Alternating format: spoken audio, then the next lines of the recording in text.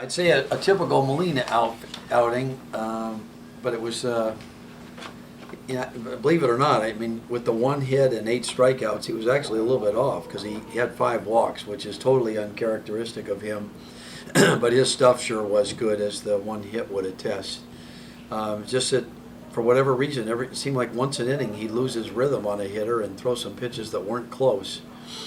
But overall a fine game for him, and it was nice to see our offense explode early because I think the other team sensed when you're facing a guy like Molina and we put a 3 spot on the board in the first inning and then come up with whatever it was, 4 or 5 more in the second. That, I mean, it's anything's possible, but it was going to be an uphill battle. After 2 innings, I think everybody sensed that this is going to be one of those days, and it was good for us. And I was glad to see our hitters tack on because I'm tired of seeing in our notes here in Brooklyn that we were the only team out of 14 that had not had a 10-run game this year. We're the only one. We got to 9 twice, but today when Urania got that sacrifice fly, the guys kind of high-fived each other in the dugout because they were well aware we're the only team that didn't do it. So it took 68 games, but we got it done.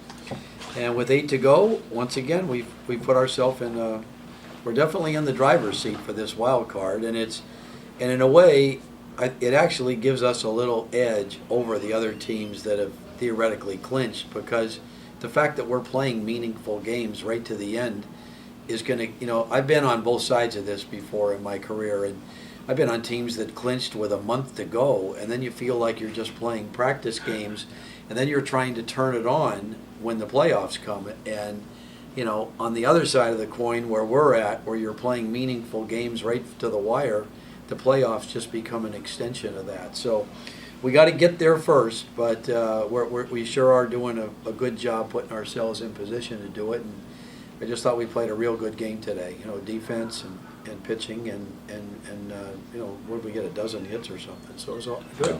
As you may know, the Connecticut won today as well. So I did not know. Yeah. But okay. Yeah. That's, so as long as we win, I don't really pay attention to that. Okay. But anyway.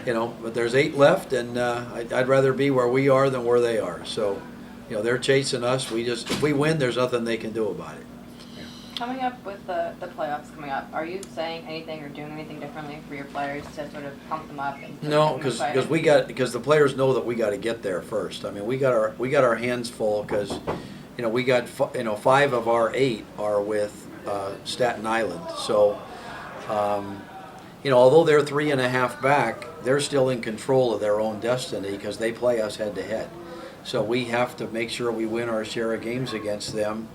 Whereas Connecticut does not play us, so Connecticut has to rely on somebody else beating us, But Staten Island is still very much alive in this, and we go there the next 2 nights, and we got Baldonado and Meisner going. We just have to take them one at a time. But we haven't even talked with the players about playoffs because it's academic. We have to win games to get there first off, but it's going to make it an exciting last week.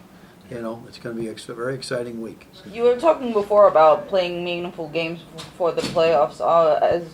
As a coach and manager, do you think for athletes it's a good thing for them to be more aggressive and playing meaningful games before they head into the playoffs? There's been, like I say, there's pluses and minuses both ways. The plus of clinching, like these other 3 teams, Hudson Valley, State College, and Tri-Cities, the plus for them is they can rest some players that have been playing every inning of every game and set their rotation for the playoffs. So those are advantages, but sometimes it can be hard to restart yourself to start playing meaningful games when you've played games to just play out the schedule.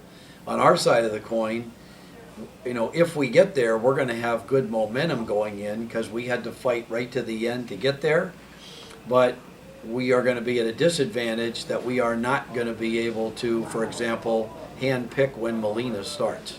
We'd obviously like him to start the first game. That's not going to happen because it looks like we're going to have to fight to the end just to get in there. So that's a disadvantage. And a player like Urania that's played virtually every inning of every game, we're not able to rest him because we need him to get there.